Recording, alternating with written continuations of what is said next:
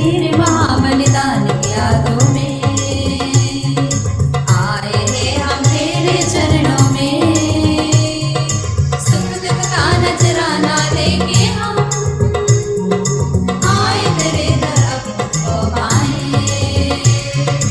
तेरे इस बलिदान में हम हो जाए शामिल, तो जन्नत का सुख हमको हो जाए हासिल।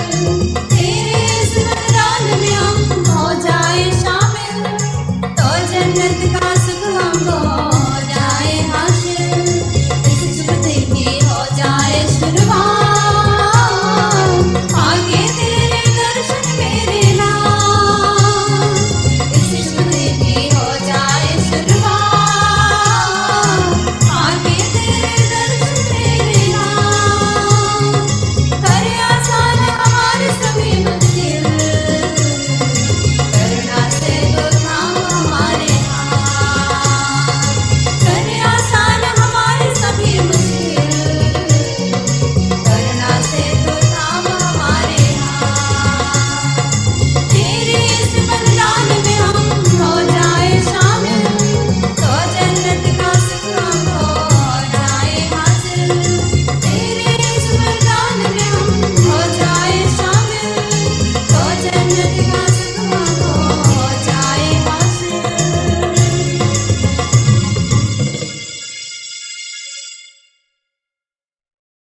पिता और पुत्र और पवित्र आत्मा के नाम पर आमीन। हमारे पिता ईश्वर और यीशु ख्रीस्त की कृपा और शांति आप लोगों के साथ हो। और आपकी आत्मा के साथ भी। ख्रीस्त में प्रिय भाइयों एवं बहनों, आज माता कलीसिया वर्ष का 22वां इतवार मना रही है। हम सब धन्य हैं कि हम प्रभु यीशु के इस पावन मिसा बलिदान में भाग लेने के लिए, चाहे प्रत्यक्ष रूप से या आध्यात्मिक विश्वास के साथ, जो भी इस मिसा बलिदान भाग लेने के लिए इस वक्त प्रभु के नाम पर एकत्रित है, हम सब धन्य हैं। लेकिन ईश्वर का वचन जब हम आज सुनेंगे, हम इस बात पर बड़े गंभीरता से सोचेंगे, क्या हम सचमुच में धन्य हैं? नबी यिर्मयाह प्रभु से सवाल करता है, हे प्रभु, तूने मुझे प्रलोभन दिया और मैं भाग गया। प्रभु के सन्निधि में उपस्थित होकर नबी यिर्मयाह प्रभु से ये कहता है और प्रभु से यह सवाल करता है कि हे प्रभु, तूने मुझे प्रलोभन दिया। मत्ती के सुसमाचार के आरंभ में हम लोग देखते हैं प्रभु को शैतान प्रलोभन करता है, और यहाँ पर जो प्रभु के एक नबी वह प्रभु से सवाल करता है कि प्रभु, तूने मुझे प्रलोभन दिया है। लेकिन आगे जब हम प्रभु का वचन सुनेंगे, वहां पर प्रलोभन इस बात का है कि संसार के लोगों के बीच रहते हुए प्रभु का वचन के अनुसार जीवन बिताते और प्रभु के आदेशों को लोगों को समझाते समय जिन जिन कठिनाइयों का सामना करना पड़ता है, इसलिए वह प्रभु से पूछता है कि प्रभु, तूने मुझे प्रलोभन क्यों दिया। और जब हम आगे पढ़ेंगे, आगे हम देखते हैं किस प्रकार ईश्वर नबी यिर्मयाह को बचाता है। जो प्रलोभन ईश्वर देता है, ईश्वर को पता है यह प्रलोभन से हम उबर सकते हैं। इस प्रलोभन से हम आगे बढ़कर ईश्वर की कृपा का महसूस करते हुए ईश्वर की कृपा में हम आगे बढ़ेंगे। हम जब कभी मिसा बलिदान में भाग लेने के लिए प्रभु के पवित्र वेदी पर आते हैं, हमारे मानविक कमजोरी की वजह से, सांसारिक प्रलोभन की वजह से हम भी पाप में गिर जाते हैं। लेकिन ईश्वर जो कृपा और जो आशीष और जो अपना शरीर और रक्त हमको इस पवित्र वेदी पर देता है, उसी से हम उन प्रलोभनों से उभरने के लिए और सांसारिक शक्ति से, संसार के मोह माया से, संसार की धन संपत्ति से बचने की कृपा भी ईश्वर हमको प्रदान करता है। तो आइए हम सब इस मिसा बलिदान में भाग लेने के लिए यहाँ पर आए हैं, एकत्रित है। हम हमारे इस गिरजाघर में अपने अपने परिवारों में और व्यक्तिगत रूप से इस मिसा बलिदान में भाग लेते हैं। हम हमारे मन की जांच कर देखें, ईश्वर हमारे जीवन में कितने भी कठिनाइयों को सामना करने के लिए हमें दिया है, उन सभी कठिनाइयों को सामना करने के लिए शक्ति भी ईश्वर ने दिया है। लेकिन हमने सिर्फ उन कमजोरियों को, उन प्रलोभनों पर गिरकर उसी में रह गया है। हम उससे उभरकर ईश्वर की उस कृपा पाने के लिए हम आगे नहीं आए हैं। हम उन क्षणों के लिए और हमारे अन्य पापों के लिए भी ईश्वर से और एक दूसरे से क्षमा मांगे, योग्य रीति से यह मिसा बलिदान चढ़ाने के लिए अपने आप को तैयार करें।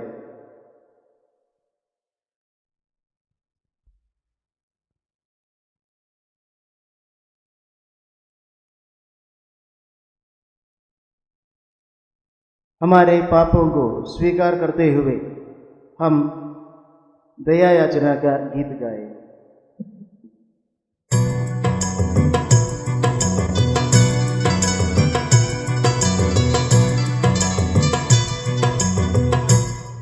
स्वीकार करना है मुझे अपने गुनाहों को, स्वीकार करना है मुझे अपने गुनाहों को।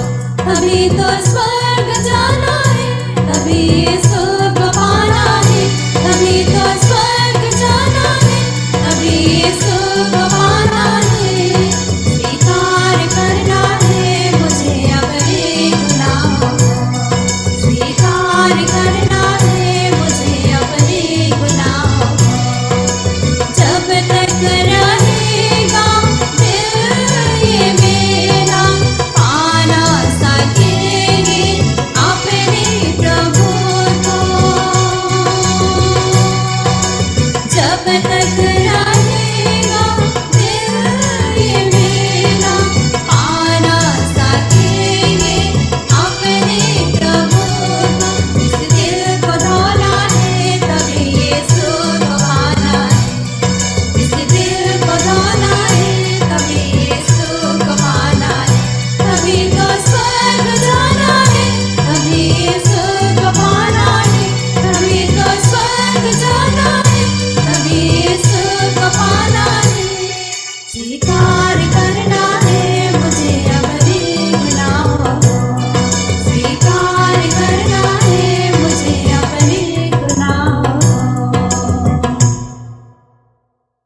सर्वशक्तिमान ईश्वर हम लोगों पर दया करे और हमारे पाप क्षमा कर हमको अनंत जीवन प्रदान करे। आमीन।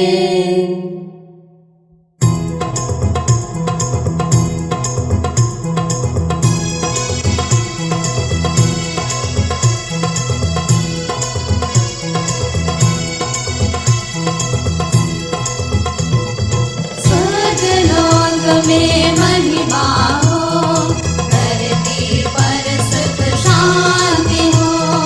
स्वर्गलोक में महिमा हो, धरती पर सुख शांति हो। महिमा हो, महिमा हो, महिमा हो, महिमा हो। हम तेरे स्तुति सब करते, सदा तुझे हम धन्य कहते। तेरी आराधना कर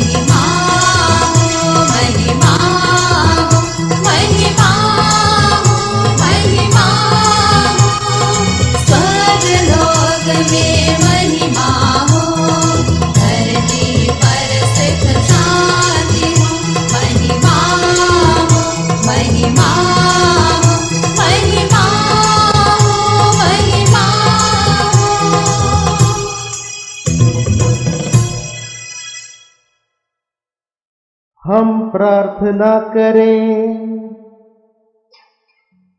हे सर्वशक्तिमान पिता, तेरी ही पूज्य हाथों से हमें सभी उत्तम दान प्राप्त होते हैं। हम प्रार्थना करते हैं कि हमारे हृदय में अपना प्रेम प्रज्वलित कर दे, जिससे हम उत्साहपूर्वक तेरी सेवा करें। अपनी कृपा से हमारे अभ्यंतर में अपने सभी वरदानों को संचित रख तथा प्रेम से पोषित करता रहे। हमारे प्रभु और तेरे पुत्र यीशु कृष्ण के द्वारा, जो ईश्वर होकर तेरे तथा पवित्र आत्मा के साथ युगानुयुग जीते और राज्य करते हैं। आमीन।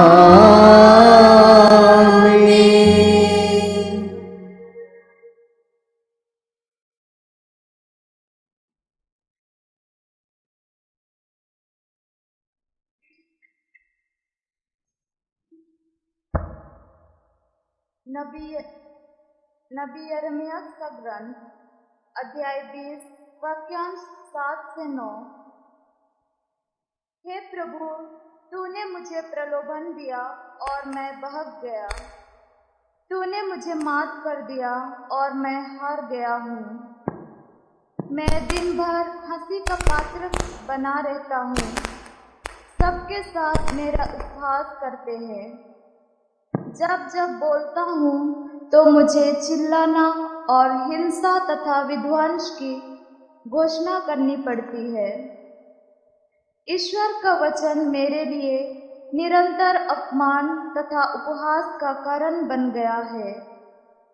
जब मैं सोचने लगा मैं उसे भुलाऊंगा, मैं फिर कभी उसके नाम पर भविष्यवाणी नहीं करूंगा, तो उसका वचन मेरे अंदर एक धधकती आग सा बना, जो मेरी हड्डी हड्डी में समा गई है। मैं उसे दबाते दबाते थक गया हूँ और अब मुझसे नहीं रह जाता। यह प्रभु की वाणी है। ईश्वर का धन्यवाद।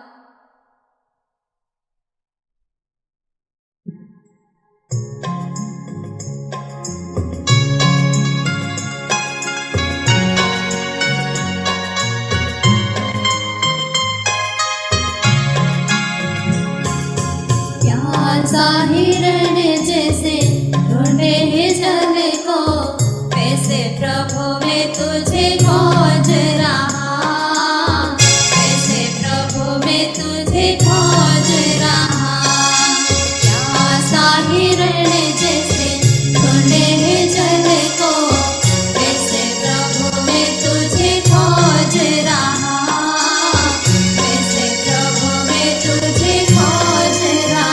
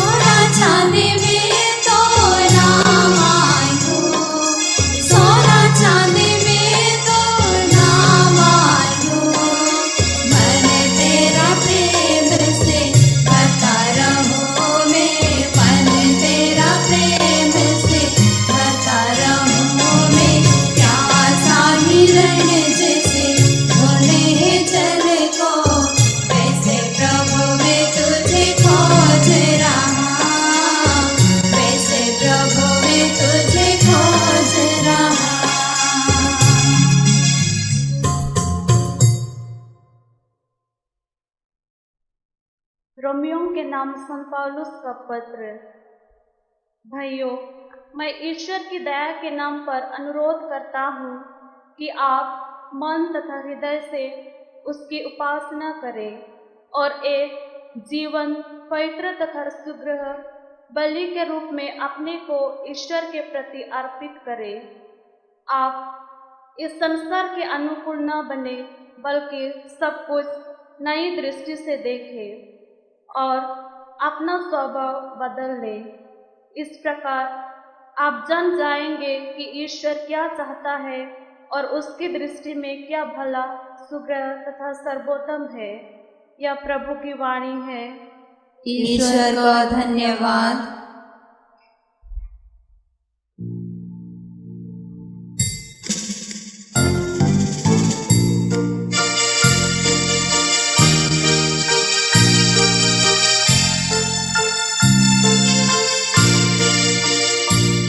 अब जग जाए हम चल जग ज्योति बन, पाके नव जीवन कर सुमिरन। अब जग जाए हम चल जग ज्योति बन, पाके नव जीवन कर सुमिरन।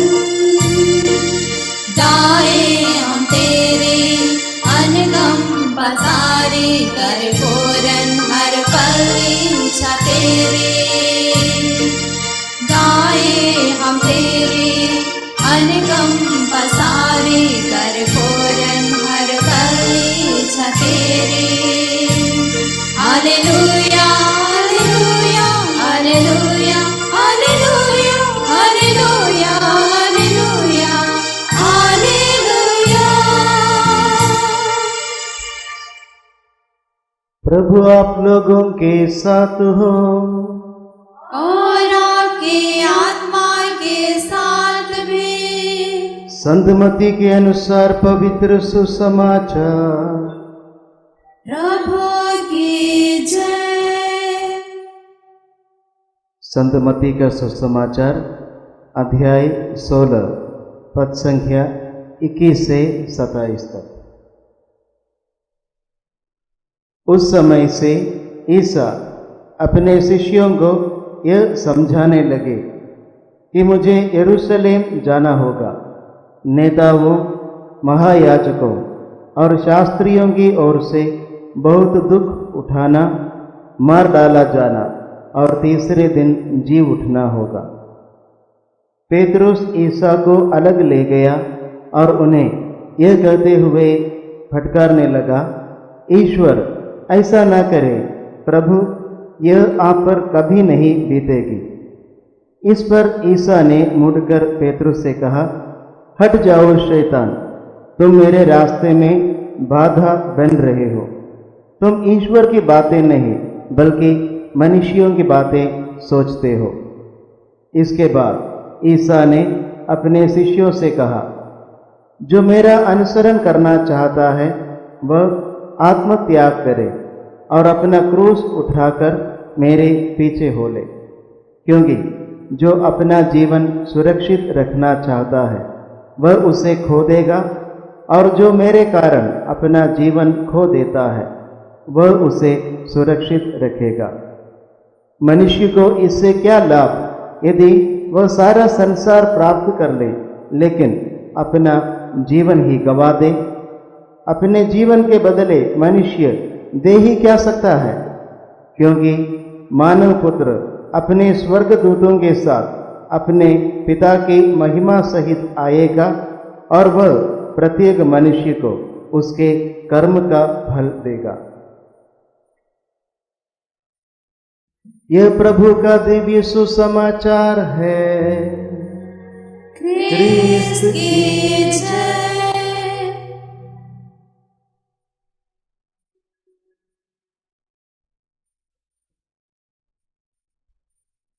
क्रिस्त में प्रिय भाइयों एवं बहनों, आज के तीनों पाठों के द्वारा ईश्वर हम सबको आत्मत्याग की आवश्यकता के बारे में बताते हैं। आज के जो सुसमाचार हमने सुना है, उस सुसमाचार में दो भाग हैं। पहला भाग जहाँ पर हम सुनते हैं प्रभु यीशु अपने दुख भोग, मृत्यु और पुनरुत्थान की प्रथम भविष्यवाणी करता है, और दूसरा भाग वहाँ पर वह आत्मत्याग की आवश्यकता के बारे में बताते हैं। प्रभु अपने शिष्यों से ये कहते हैं, यदि कोई भी व्यक्ति मेरा अनुसरण करना चाहता है वह आत्मत्याग करे और अपना क्रूस उठाकर मेरे पीछे हो ले। ईश्वर का अनुसरण करना हमारे जीवन का लक्ष्य है, क्योंकि जब हम धर्म शिक्षा सीखे थे वहाँ पर सबसे पहले हम लोगों ने यह सवाल टीचर से सुना है, ईश्वर कौन है? तो हम लोगों ने जवाब दिया है कि ईश्वर हमारा रचयिता है, ईश्वर हम सबको सब कुछ देने वाले हैं। उसके बाद हम लोगों से ये सवाल पूछा है कि ईश्वर में कितने व्यक्ति हैं? तो हमने बोला है कि ईश्वर में 3 व्यक्तियां हैं, पिता, पुत्र और पवित्र आत्मा।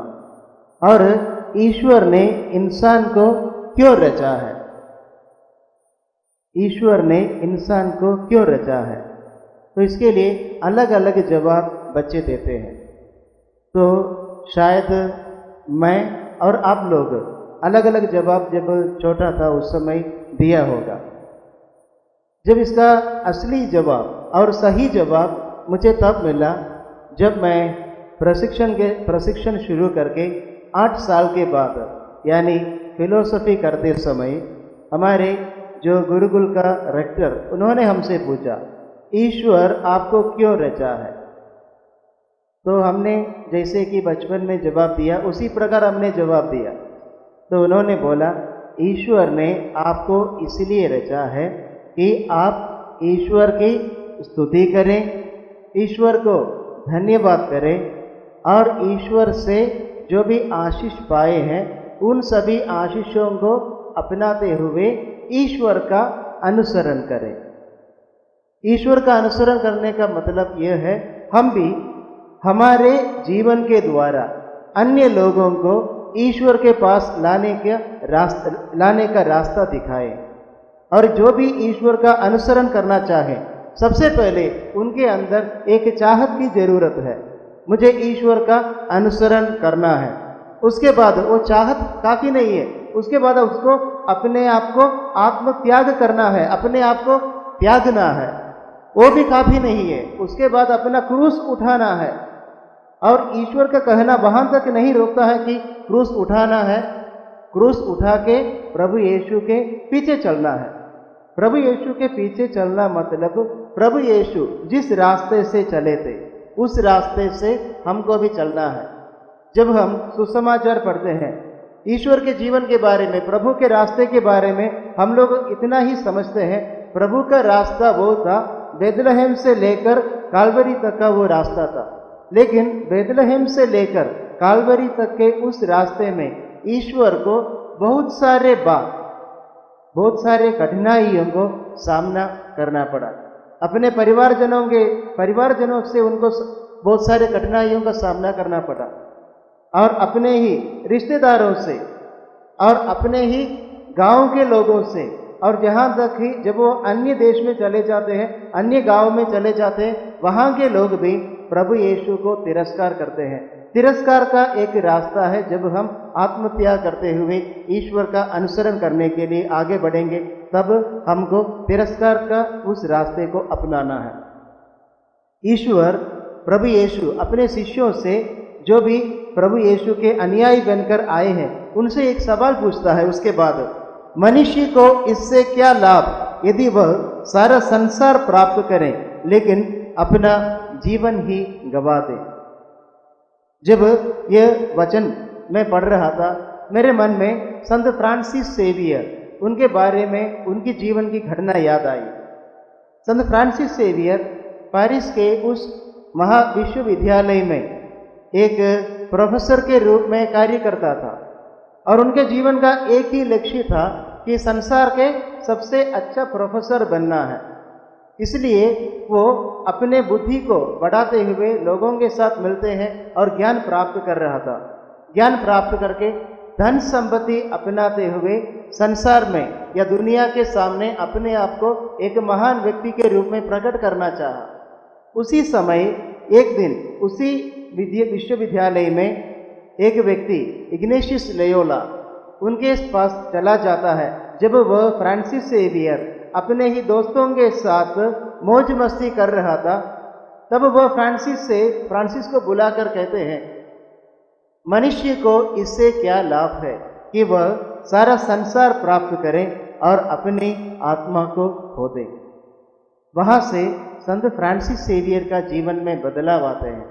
इस बात पर मनन चिंतन करने लगते हैं और वे अपना सब कुछ जो उस दिन तक उन्होंने कमाया, अपने धन दौलत और अपनी प्रशस्ति, अपनी यश, अपना सब कुछ भी उन्होंने हासिल किया, वो सब तुच्छ समझने लगते हैं और प्रभु के लिए अपना जीवन समर्पित करते हैं। और बहुत सारे आत्माएं जो खो देते थे, उन लोगों को यीशु के पास लाते हैं, उनको यीशु को समर्पित करते हैं। जो भी व्यक्ति जो चाहत के साथ आत्मत्याग करके प्रभु यीशु के पीछे जाने के लिए अपना क्रूस उठा के जाते हैं, उनके जीवन का लक्ष्य संत फ्रांसिस सेवियर हमको समझाते हैं।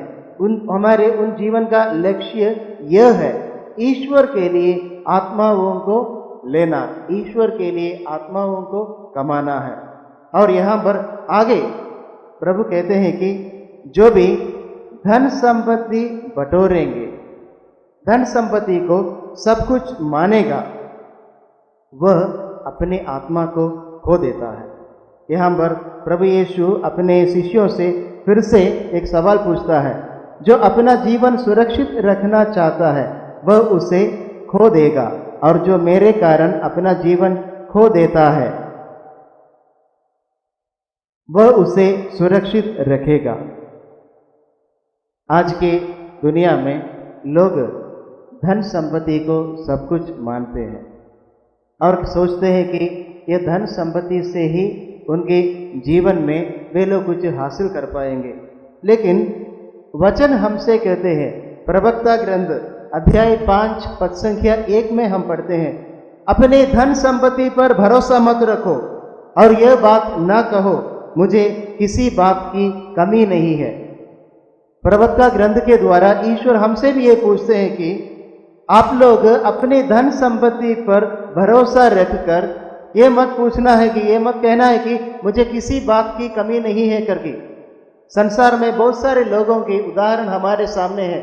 धन संपत्ति होने के बाद, धन दौलत सब होने के बाद कभी कभी लोग ऐसी एक स्थिति पर पहुंच जाते हैं, वे लोग अपने जीवन को नष्ट कर देते हैं। बहुत सारे महान लोग जो हम लोग उनको हीरो मानते थे, हम लोग उनका उदाहरण लेते हुए हमारा जीवन उनके अनुसार उनके जीवन के समान जीना चाहते थे, लेकिन वे लोग अपने धन संपत्ति पर भरोसा रखकर आखिरी में अपना जीवन नष्ट कर देते हैं। यह हमारे संसार में बहुत सारे लोगों के जीवन से हमने सीखा है।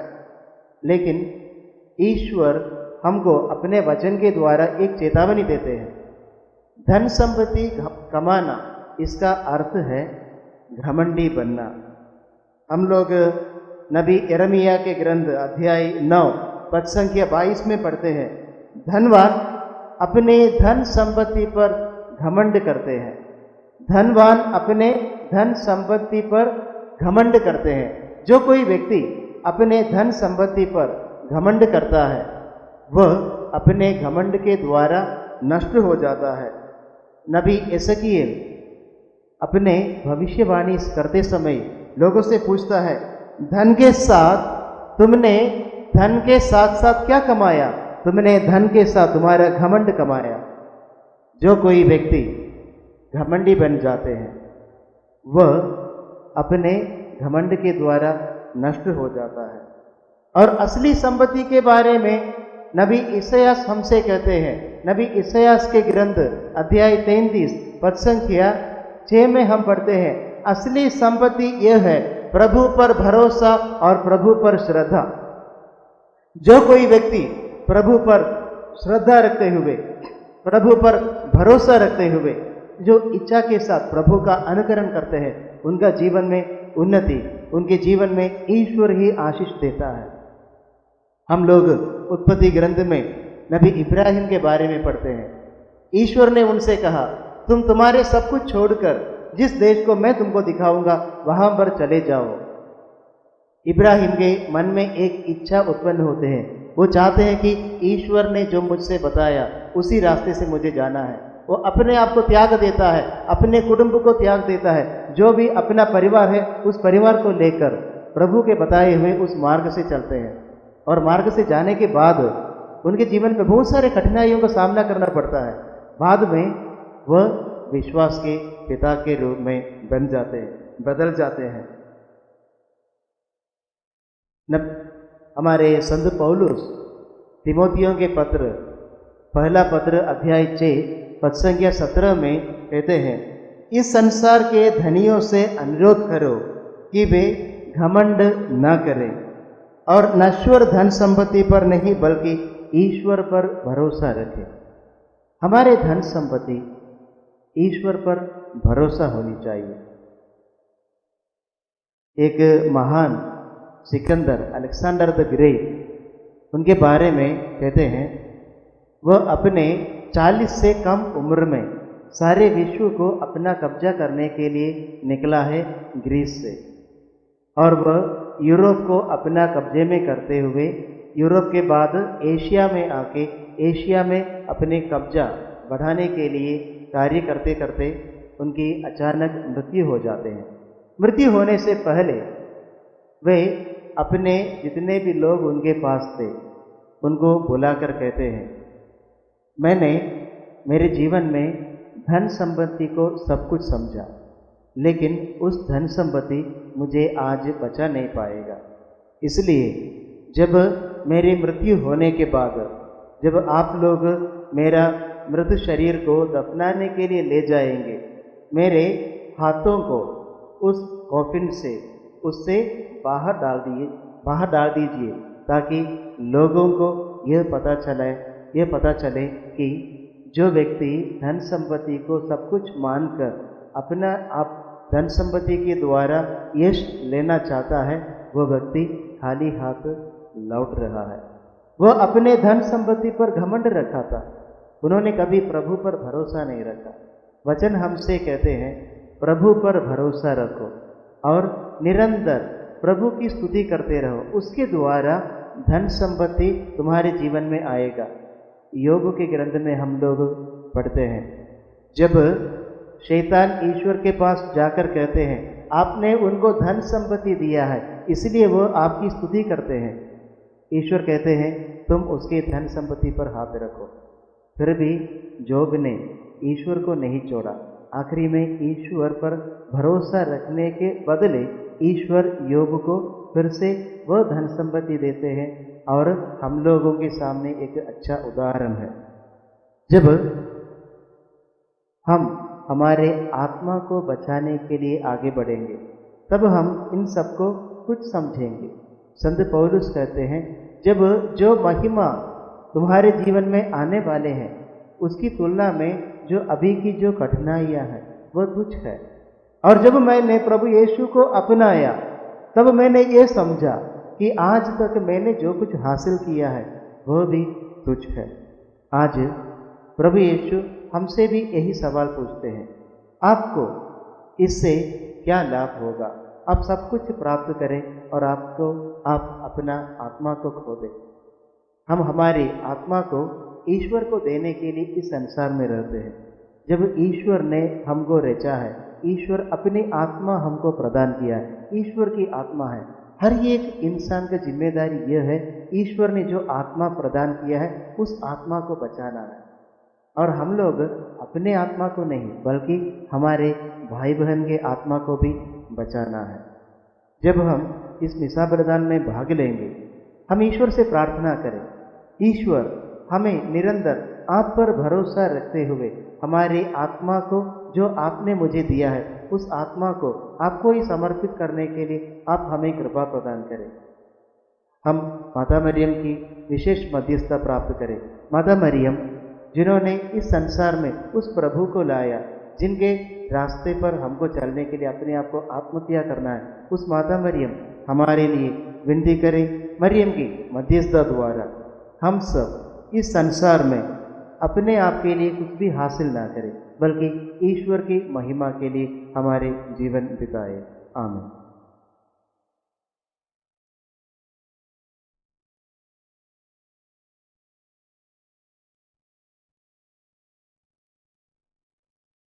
आइए हम सब खड़े होकर हमारे विश्वास को प्रकट करें। हम स्वर्ग और पृथ्वी के सृष्टिकर्ता सर्वशक्तिमान पिता ईश्वर में विश्वास करते हैं और उसके इकलौते पुत्र हमारे प्रभु यीशु ख्रिस्त में हम विश्वास करते हैं, जो पवित्र आत्मा के द्वारा गर्भ में आए और कुंवारी मरियम से जन्मे। उन्होंने पोंतियुस पिलातुस के शासनकाल में दुख भोगा, वह क्रूस पर चढ़ाए गए, मर गए, दफनाए गए और अधोलोक में उतरे। वह तीसरे दिन मृतकों में से जी उठे, स्वर्ग गए, सर्वशक्तिमान पिता ईश्वर के दाहिने विराजमान है और वहां से जीवितों और मृतकों का न्याय करने आएंगे। हम पवित्र आत्मा, पवित्र कलीसिया, धर्मियों के सहभागिता, पापों की क्षमा, शरीर के पुनरुत्थान और अनंत जीवन में विश्वास करते हैं। आमीन। प्रिय भाइयों एवं बहनों, ईश्वर ने हमें विभिन्न वरदान दिए हैं। उसने हमें अच्छे बुरे कार्यों को पहुंचाने का ज्ञान प्रदान किया है। अतः हम ईश्वर के दिए वरदानों का उपयोग सही तथा बुद्धिमानी से करें। इसके लिए तथा अपने अन्य आवश्यकताओं के लिए भी हम पिता ईश्वर से प्रार्थना करें और कहें, हे पिता हमारी प्रार्थना सुन। हे पिता हमारी प्रार्थना सुन।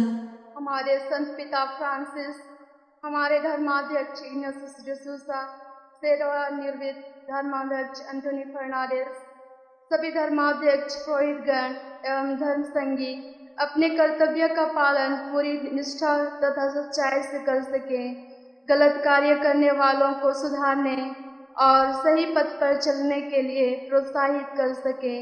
इसके लिए हम पिता ईश्वर से प्रार्थना करते हैं, हे पिता हमारी प्रार्थना सुन। उन सभी ईसाई विश्वासियों के लिए प्रार्थना करें जो यीशु में विश्वास करने के कारण अनेक प्रकार की कठिनाइयों का, संकटों का सामना करते हैं। प्रभु यीशु उन कठिनाइयों के क्षण में उन पर दया करें और उनको कृपा प्रदान करें।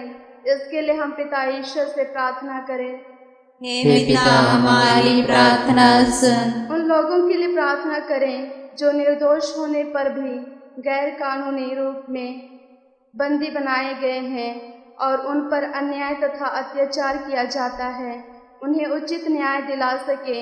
इसके लिए हम पिता ईश्वर से प्रार्थना करते हैं, हे पिता हमारी प्रार्थना सुन। विश्व के सभी लोगों के लिए प्रार्थना करें, चाहे वे किसी भी धर्म को मानने वाले हों, उन्हें मिस्सा बलिदान में शामिल होने की स्वतंत्रता मिले ताकि वे ईश्वर में विश्वास कर सके।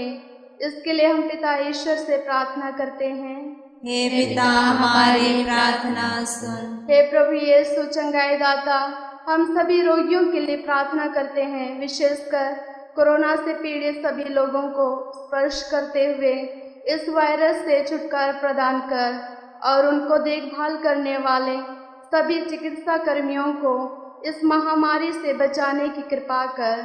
इसके लिए हम पिता ईश्वर से प्रार्थना करें, हे पिता हमारी प्रार्थना सुन। इस मिस्सा समारोह में उपस्थित हम सभी विश्वासियों के लिए प्रार्थना करें कि हम जीवन में आने वाले दुख, कष्टों और मुसीबतों का सामना कर सकें और यीशु की तरह दुखों एवं कष्टों को सह सकें। इसके लिए हम पिता ईश्वर से प्रार्थना करें, हे पिता हमारी प्रार्थना सुन। हम एक क्षण मौन होकर हमारे व्यक्तिगत प्रार्थनाएं पिता ईश्वर के चरणों में समर्पित करें।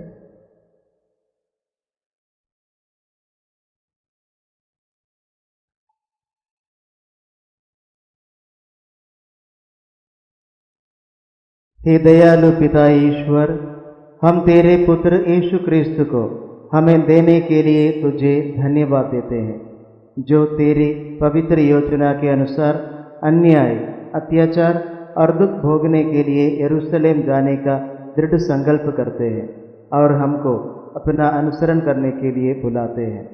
हमें यह अनुग्रह प्रदान कर कि हम भी अपने जीवन में आने वाले कष्टों को ईश्वर की योजनानुसार सामना कर सके। हम यह प्रार्थना करते हैं प्रभु क्रिस्त के द्वारा। आमीन।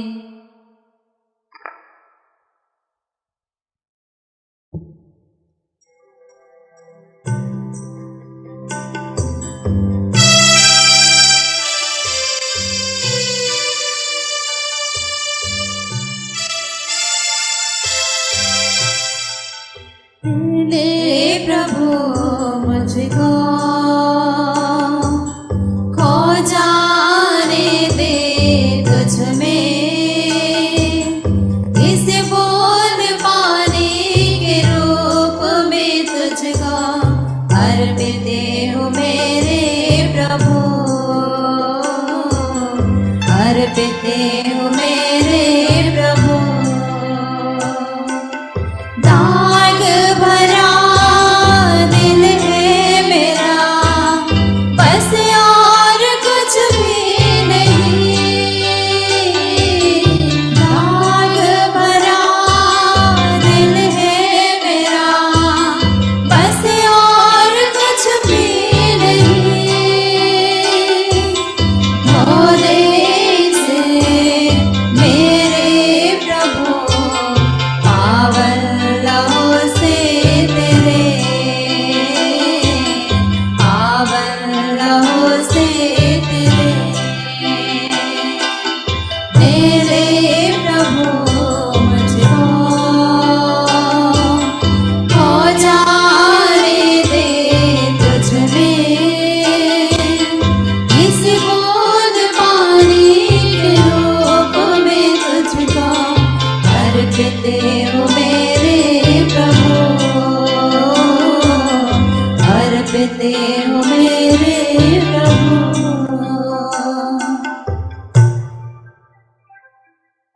हम प्रार्थना करें कि सर्वशक्तिमान पिता ईश्वर मेरा और आप लोगों का यह बलिदान ग्रहण करें। प्रभु अपने नाम की स्तुति तथा महिमा के लिए और हमारे तथा अपने समस्त पवित्र कलीसिया के लाभ के लिए आपके हाथों से यह बलिदान ग्रहण करें। हे प्रभु, इस भेंट के द्वारा हम तेरा मुक्तिप्रद आशीर्वाद प्राप्त करें। जिस संस्कार का अनुष्ठान हम कर रहे हैं वह तेरी शक्ति से पूरा भी हो जाए, यह प्रार्थना हम करते हैं हमारे प्रभु क्रिस्त के द्वारा। आमीन।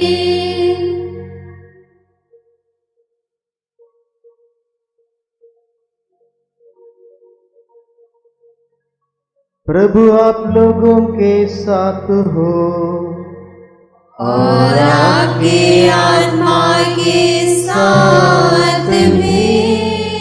प्रभु में मन लगाए, हम प्रभु में मन लगाए हुए हैं। हम अपने प्रभु ईश्वर को धन्यवाद दें। यह उचित और आवश्यक है। हे पूज्य पिता, यह परम उचित है, हमारा कर्तव्य तथा कल्याण है कि हम सदा और सर्वत्र अपने प्रभु क्रिस्त के द्वारा तुझे निरंतर धन्यवाद दें। अपनी मृत्यु तथा पुनरुत्थान के द्वारा इन्होंने हमें पाप और मृत्यु की दास्ता से मुक्त कर ऐसा गौरव प्रदान किया कि हम निर्वाचित जनता, राजकीय याजक वर्ग, पवित्र जाति तथा प्रभु की निजी प्रजा कहलाए। हे पिता, हम समस्त विश्व में तेरे सामर्थ्य की घोषणा करते हैं, क्योंकि तूने हमें अंधकार से अपने अद्भुत प्रकाश में बुला लिया है और हम सबको प्रभु की उस ज्योति प्रदान किया। इसलिए हम समस्त दूतगणों से मिलकर तेरी स्तुति करते हुए निरंतर एक स्वर से गाते हैं।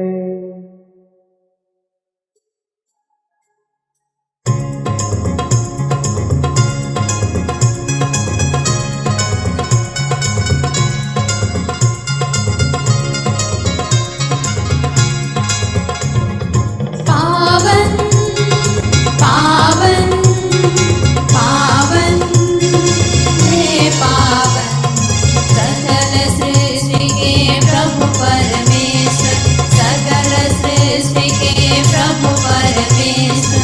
पाधा पामा करेगा पसा तेरी ही महिमा गरिमा से परिपूरित है अबनी अम्बर। तेरी ही महिमा गरिमा से परिपूरित है अबनी अम्बर। तेरे ही जय जयकारों से, तेरे ही जय जयकारों से गूंजते हैं सर्वोच्च गगन। पावन पावन पावन हे पावन, जो प्रभु के सुनाम पर आते परम धन्य वो सब हर साथ। जो प्रभु के सुनाम पर आते परम धन्य वो सब हर साथ। प्रभु के ही जय जयकारों से, प्रभु के ही जय जयकारों से गूंजते हैं सर्वोच्च गगन। पावन पावन पावन हे पावन, सकल सृष्टि के प्रभु परमेश्वर, सकल सृष्टि के प्रभु परमेश्वर। पाधा पामा करेगा पसा, पाधा पामा करेगा पसा।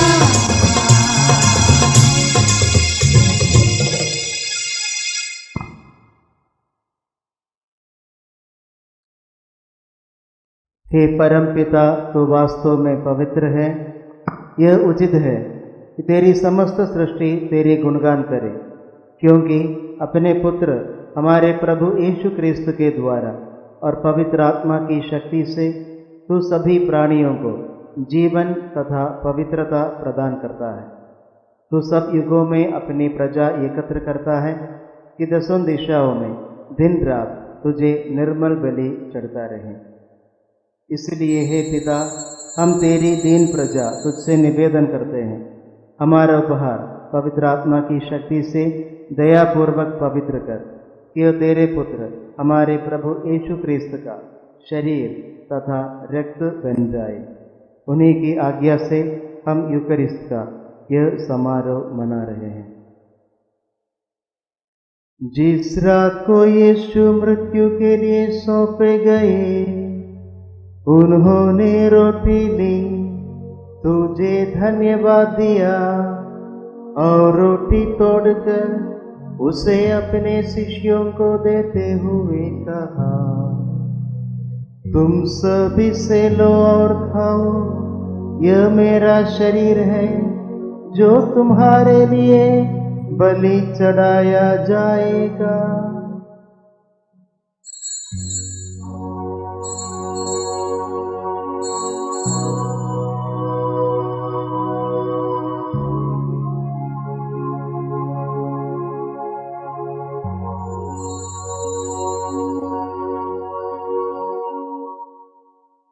इसी भांति भोजन के बाद उन्होंने कटोरा लिया, तुझे धन्यवाद दिया और उसे अपने शिष्यों को देते हुए कहा, तुम सब इसे लो और पियो, यह मेरे रक्त का कटोरा है, नवीन और अनंत व्यवस्थान कार्य, जो तुम्हारे और सबके पापों की क्षमा के लिए बहाया जाएगा। तुम मेरी स्मृति में यह किया करो।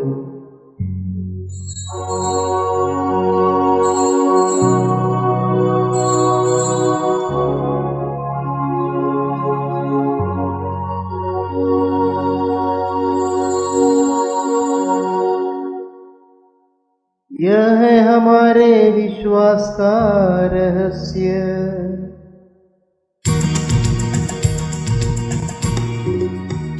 प्रभु ने मरकर हमें अमर बनाया और पुनर्जीवित होकर नव जीवन प्रदान किया। प्रभु ने मरकर हमें अमर बनाया और पुनर्जीवित होकर नव जीवन प्रदान किया। इसे हम के पुनरागमन घोषित करते रहेंगे, घोषित करते रहेंगे, घोषित करते रहेंगे। हे परमपिता, यह आज्ञा मानकर हम तेरे पुत्र के मुक्तिप्रद उद्भव, प्रतापमय पुनरुत्थान और स्वर्गारोहण का स्मरण करते हैं तथा पुनरागमन की बाट जोहते हैं। हम तुझे धन्यवाद देते हुए यह जीवंत और पावन बलि चढ़ाते हैं। हे पतित पावन, अपनी कलीसिया के इस चढ़ावे पर दया दृष्टि डाल और यह बलि स्वीकार कर, जिसके अर्पण से प्रसन्न होकर तूने हमें अपना बना लिया है। तेरे पुत्र के शरीर तथा रक्त से हमारा परिपोषण होता है। ऐसा वर दे कि उनके पवित्र आत्मा से परिपूर्ण होकर हम क्रिस्त में एक शरीर तथा एक मन हो जाए। वही पवित्र आत्मा हमको नित्य उपहार स्वरूप तुझे चढ़ाए और ईश्वर की माता धन्य कुंवारी मरियम, उनके वर संत यूसुफ, तेरे धन्य प्रेरितों, प्रतापी शहीदों तथा सभी संतों के साथ हमें भी स्वर्गीय आनंद के सहभागी बनाए।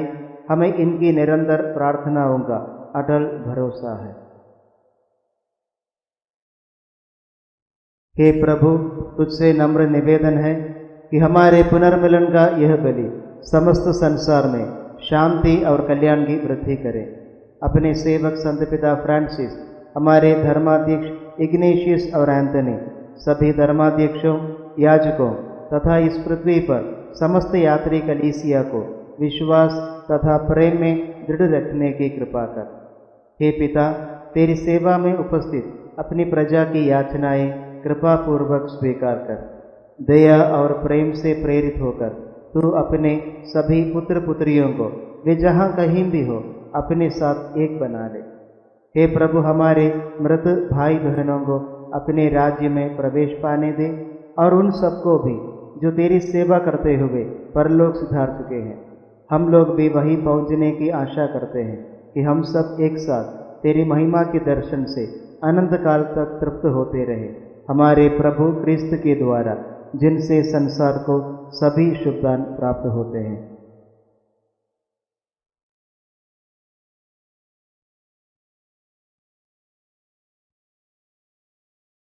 इन्हीं प्रभु क्रिस्त के द्वारा, इन्हीं के साथ और इन्हीं में, हे सर्वशक्तिमान पिता ईश्वर पवित्र आत्मा के साथ तुझे समादर तथा महिमा युगानुयुग मिलती रहती है। आमीन, आमीन, आमीन।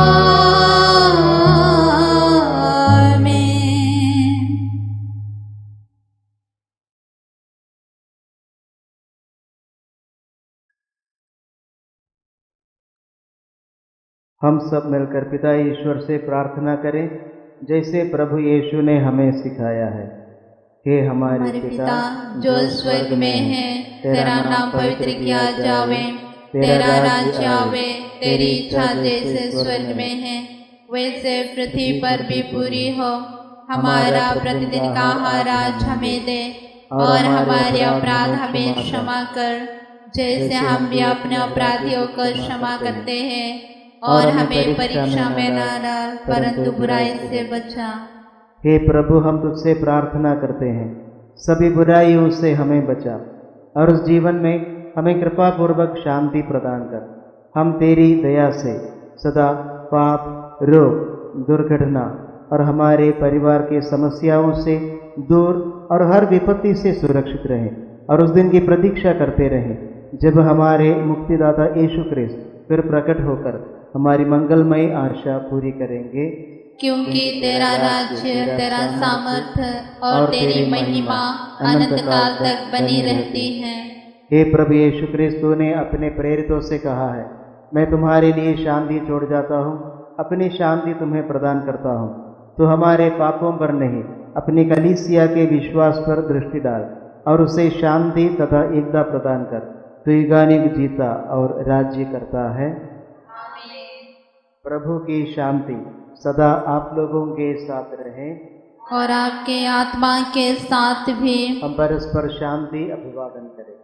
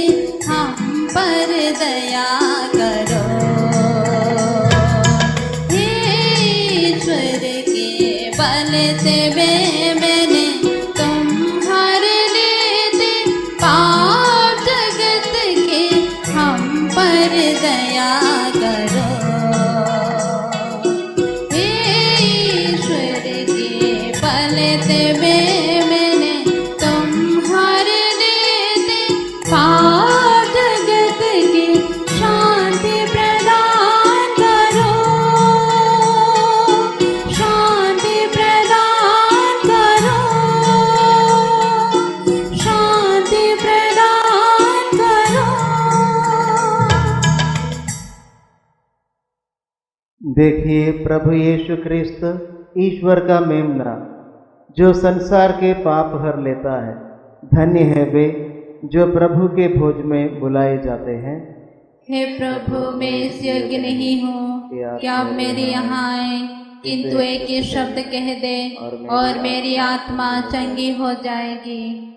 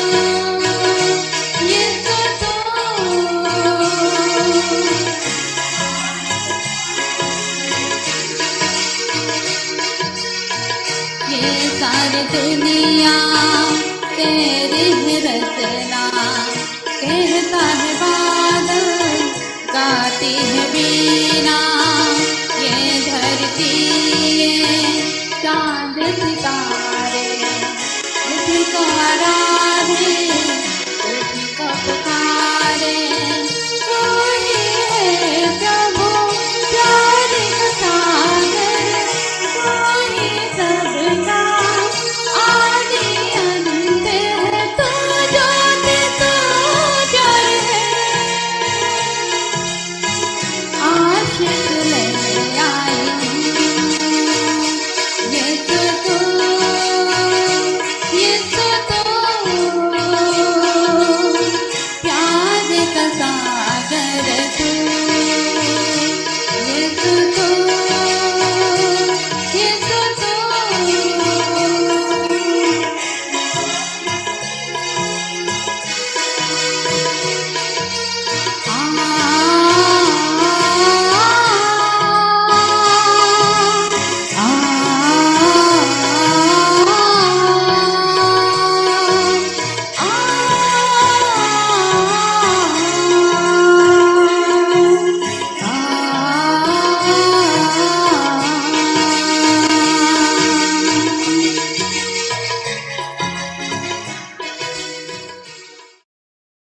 हम प्रार्थना करें।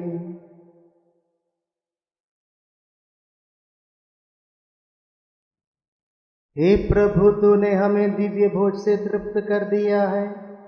हम तुझसे विनय करते हैं कि यह भोजन हमारे हृदय में प्रेम की वृद्धि करे और भाई बहनों की सेवा द्वारा तेरी ही सेवा करने की प्रेरणा दे, हमारे प्रभु क्रिस्त के द्वारा। आमीन। प्रभु आप लोगों के साथ हो और आपकी आत्मा के साथ भी। सर्वशक्तिमान ईश्वर हर विपत्ति से आप लोगों की रक्षा करें और आप सबों पर अपनी आशीष बरसाए। आमीन। ईश्वर के वचन में आप लोगों का मन लगा रहे, जिससे आप लोग आनंद से नित्य परिपूर्ण हो सके। आमीन। आप लोगों में उत्तम और सही बातों की समझ हो कि आप लोग ईश्वर के आदेशों का भली भांति पालन करके दूतों और संतों के साथ निवास करने के योग्य बने। आमीन। और सर्वशक्तिमान ईश्वर पिता और पुत्र और पवित्र आत्मा आप लोगों को आशीर्वाद प्रदान करे। आमीन। आप लोग विदा लें। क्रिस्त की शांति साथ रहे। ईश्वर को धन्यवाद। चंगाई के लिए प्रार्थना। हे सर्वशक्तिमान ईश्वर, दयालु पिता और सारे सांत्वना के ईश्वर, कोरोना वायरस के कारण पीड़ित सभी लोगों के लिए हमारे शक्तिमय प्रार्थना सुनने की कृपा कर। जो भी लोग इस बीमारी से संक्रमित हैं, वे उचित उपचार पा सकें और तेरी चंगाई भरी उपस्थिति की सांत्वना पाएं। ऐसे मरीजों की देखभाल करने वाले चिकित्सा कर्मी, उनके परिवार और पड़ोसियों को इस वायरस के संक्रमण से सुरक्षित रख। अपने प्रियजनों की मृत्यु पर शोक मनाने वालों को दिलासा दे, जो इस बीमारी के विरुद्ध दवा खोजने हेतु प्रयासरत हैं। उनका मार्गदर्शन कर और उन्हें सुरक्षित रख। उनकी मेहनत इस महामारी पर विजय पा सके और समुदायों को स्वास्थ्य कर संपूर्णता की ओर ले जा सके। हे प्रेमी प्रभु, हमें भय और आशंका से ऊपर उठने की सहायता कर। इस महामारी के संकट और हानि से हमें बचा। हम यह प्रार्थना करते हैं लूर्द की हमारी माता मरियम की मध्यस्थता से और तेरे पुत्र यीशु और पवित्र आत्मा के नाम पर जो अब और युगानुयुग जीते और राज्य करते हैं। आमीन।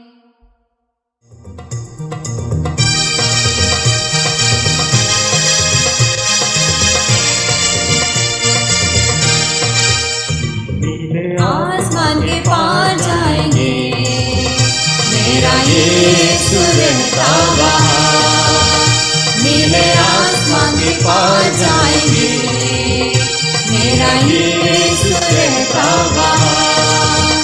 हम मिलेंगे बादलों पे, हम मिलेंगे बादलों पे, देखेगा सारा जहां। नीले आसमान के पार जाएंगे, मेरा यीशु रहता वहाँ। उसका कोई भी वादा न होगा अधूरा, हर एक वादा उसका होता है पूरा। उसका कोई भी वादा,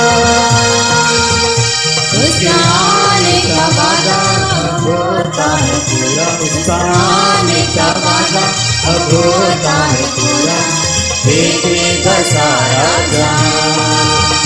नीले आसमान के पार जाएंगे, मेरा यीशु रहता वहाँ। नीले आसमान के पार जाएंगे,